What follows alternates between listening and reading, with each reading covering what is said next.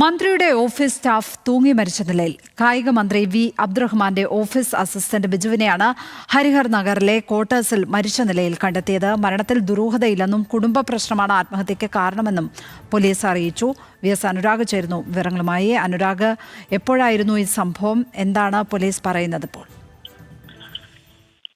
ലക്ഷ്മി, 2021 മുതൽ മന്ത്രിയുടെ ഓഫീസിലെ അസിസ്റ്റന്റ് ആണ് ബിജു. ഇന്നലെയും ജോലിക്ക് എത്തിയിട്ടുണ്ടായിരുന്നു. ഇന്ന് ഓഫീസ് സമയം കഴിഞ്ഞിട്ടും ജോലിക്ക് എത്താത്തതിനെ തുടർന്നുള്ള അന്വേഷണത്തിലാണ് ക്വാർട്ടേഴ്സിൽ തൂങ്ങി മരിച്ച നിലയിൽ കണ്ടെത്തിയത്. അടുക്കള ഭാഗത്താണ് തൂങ്ങി മരിച്ച നിലയിൽ കണ്ടെത്തിയത്.